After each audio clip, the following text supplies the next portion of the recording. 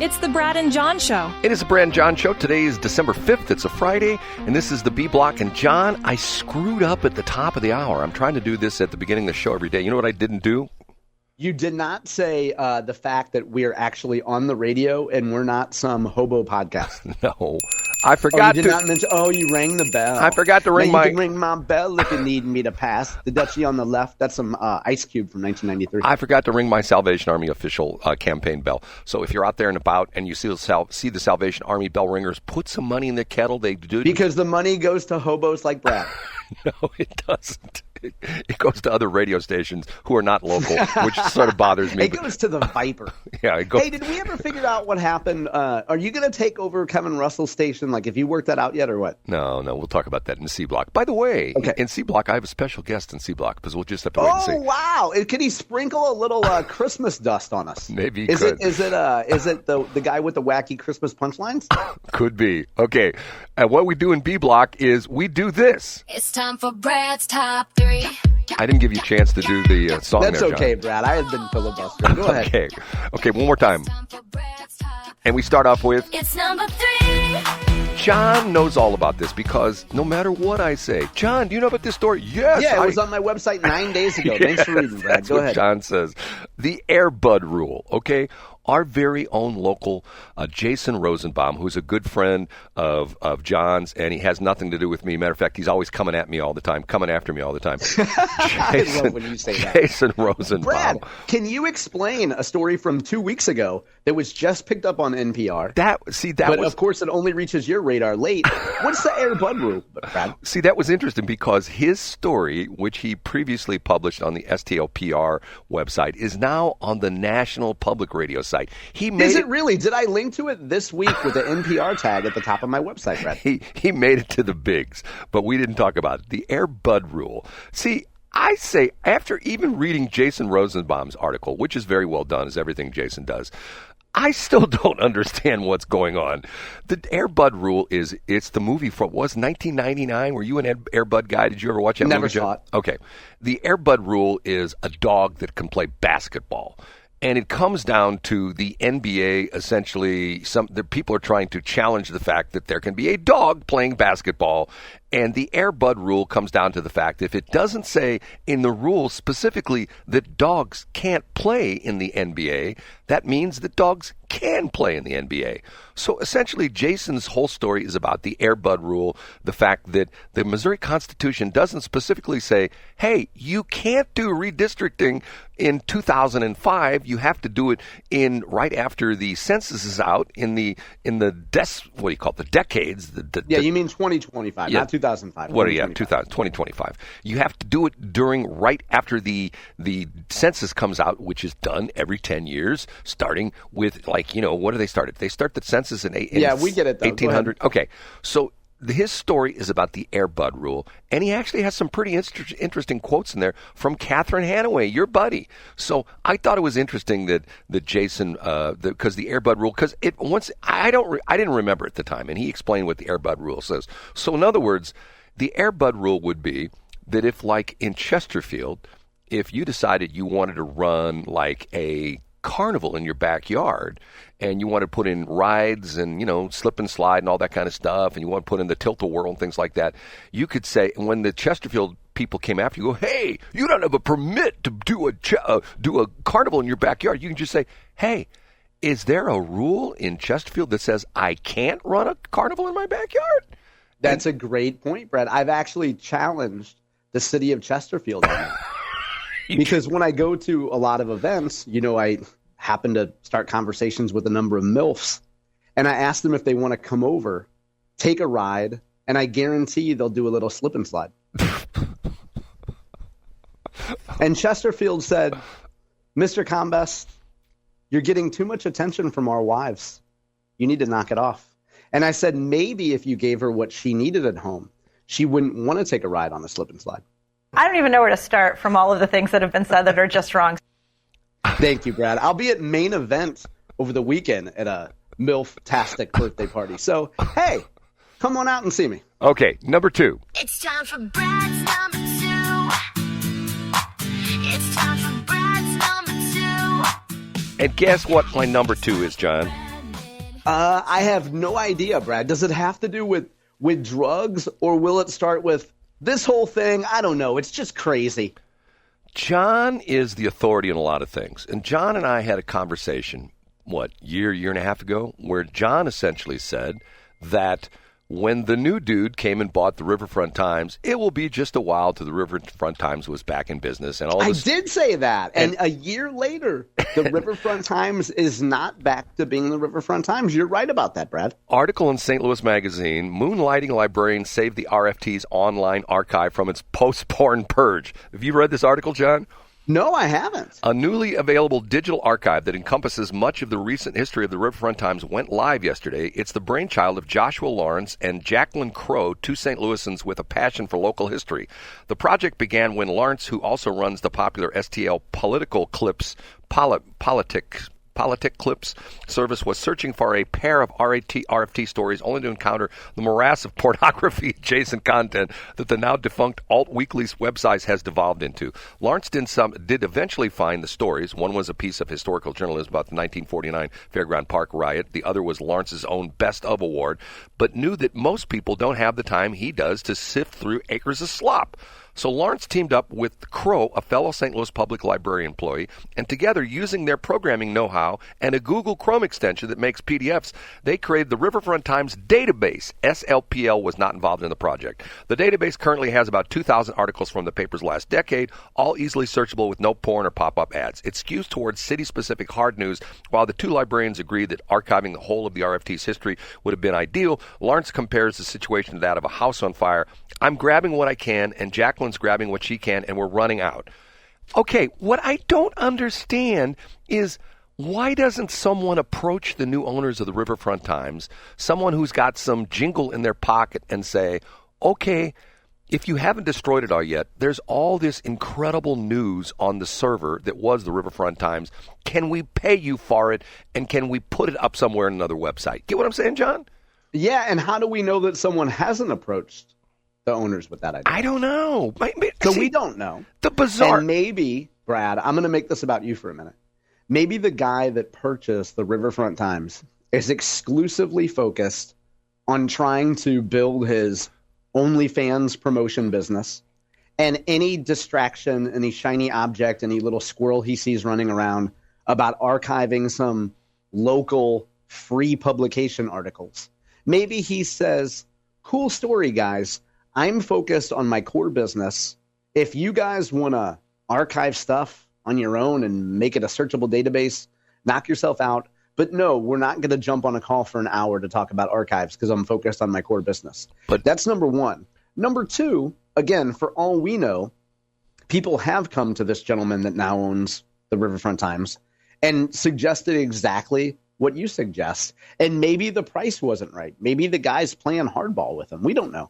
I do think it's a great idea, though, and I hadn't seen that from St. Louis Magazine. That is awesome, Brad. And for example, to document how few articles are out there, there is a fantastic 7-part profile of the great Joyce Aboussie that people can find by going to johncombest.com, searching for Aboussie, Aboussie.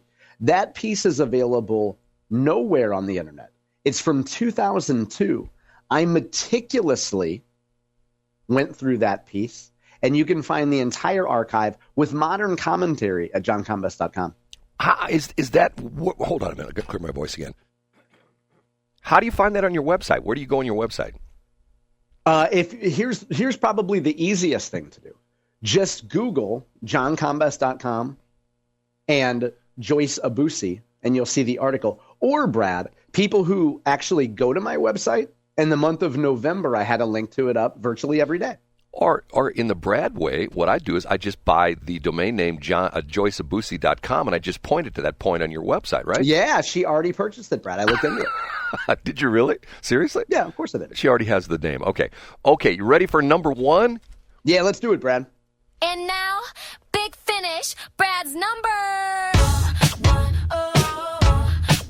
Another story from St. Louis Magazine, John. 2 stories in a row from St. Louis Magazine. We know what you were reading right before the show this morning, No, Brad. actually, you're wrong on that because I did read the St. Louis Magazine article yesterday about the Airbud thing, but I heard this guy on Mark Reardon's show on Wednesday, and it was a fascinating interview. Ryan Krull, Krull, who along with Miss Fensky is essentially the news behind St. Louis Magazine. And was Ryan a ex-RFT guy, or is he just somebody that you picked up? I believe so. I believe he was there for a while. Yeah, and Krull was on just the other day on Reardon's show. Right. And I say this all the time, and I'm not trying to be a jerk, but I have friends of mine that live in very nice areas, and they say to me, "Oh, I live in Clayton. There's no crime in Clayton. Oh, I live in Town and Country. Oh, I live in Ladue. There's no crime in Ladue." What happened in Ladue, Brad, and where did these criminals come from? The title of the article is "How Ladue Police Busted a Ring of South American Crime Tourists." Okay? And the story is about back in 2023, a pair of so-called crime tourists drove up from Florida to St. Louis, stayed just across the river in Illinois, in an Airbnb of all places, and visited the Union Station Ferris wheel, as well as other sites in Ladue, Huntley, and Chesterfield. They went home with heavier bags than they brought, toting a pair of $50,000 Rolexes, a $12,000 double-flap pebbled Chanel purse, a gold MICDS class ring, and all of the loot had been pilfered from high-end homes in West County neighborhoods.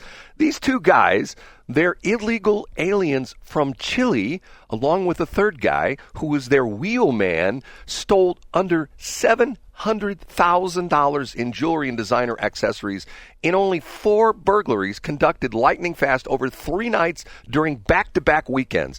These guys were living in Florida, and not only were they doing this in St. Louis, they're traveling around the country in rental cars and staying in Airbnbs.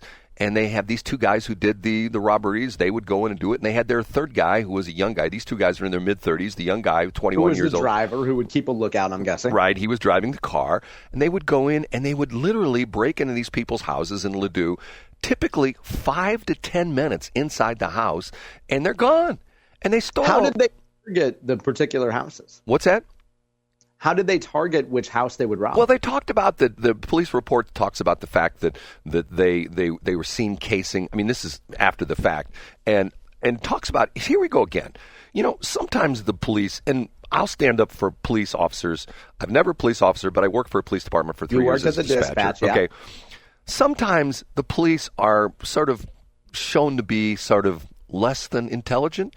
And dunderheaded. They're like the police in Home Alone. Right. I dealt with incredibly intelligent people, the department I worked in.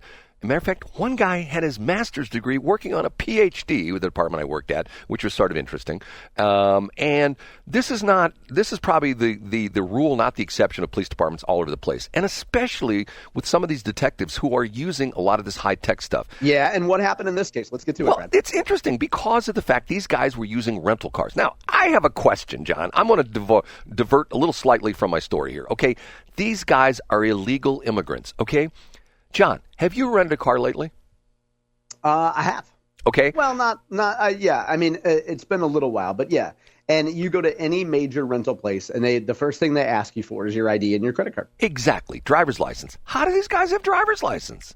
No idea, Brad. I'm guessing they have a fake, right? If they managed to get into our country since President Trump has been here, they probably have at least a pretty good fake. Maybe they went to California, got those CDLs where you don't have to learn English or anything like that. But yeah, you don't even have to read a kid's book, right? You know? So they drove around, they cased various places, and then the two dudes wearing like traditional black clothes and a hoodies and black gloves and black shoes and a backpack, and the low-tech break-ins. They broke windows of broken windows, or broke in like the little, what do you call those windows in a door? You know what I'm talking about, like the fancy doors you have in like your bedroom. The fancy people have those fancy windows in there.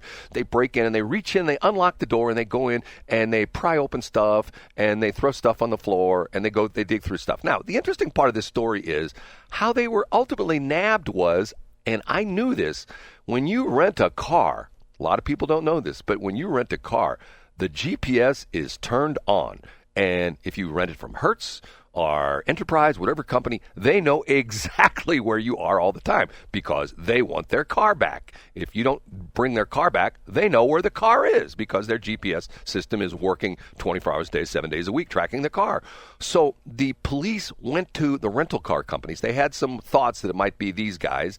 And then they did all sorts of crazy things, like these guys was showing up like at area hardware stores and buying stuff, and they got pictures of them in hardware stores. And they also have, the interesting thing was, this is the part of the story which gets interesting.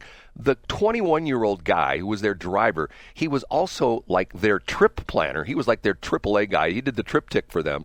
And he was the guy planning all the vacation spots. They rented all the Airbnbs. So they went back, and through Airbnb, they essentially said, okay, this particular customer right here, tell us all the reservations he's made. So that way they knew exactly what city these guys were in, what days they were in, what time they were in, the whole bit. So they had this complete electronic dossier, so to speak. Yeah, digital footprint of their crimes. Right, of where these guys were. And not only that, then they talked about they had $700,000 worth of stolen jewelry, and they fenced it to some, what is it, a Venezuelan jeweler? I think that's what it was, a Venezuelan jeweler. Oh, I didn't see that. Okay. Yes, and for $700,000 of Rolexes and diamond rings and all this expensive jewelry, guess how much money they got, John? Guess how much money they got? Less than 70,000. Like, I think it said $35,000. Okay. Now, the interesting thing is that's a big risk of going to jail for 35 grand. They only sold the jewelry, the very expensive Chanel bags and things like that, all the very expensive Louis Vuitton, women's handbags and things like that. Guess where those ended up at, John? Did they end up at the Frontenac swap meet? No, they ended up with women that they met. They were trying to impress. They would give them nice. So they give the stolen gear to a bunch of broads. Right. They give like a $12,000 Chanel, handbag to, hey, you want to have a drink with us? Hey, you want to come back to our Airbnb? We got a $12,000 Chanel bag we'll give you if you come on back with us. God. And see, once again, I say, for those of you out there listening who live in a nice neighborhood, we have no crime here. I say once again, there's lots of crime. You just don't know about it. It's well kept hidden. But But see, the interesting part of this is, did you see this story on STLPR, John? Did you see it on STLPR?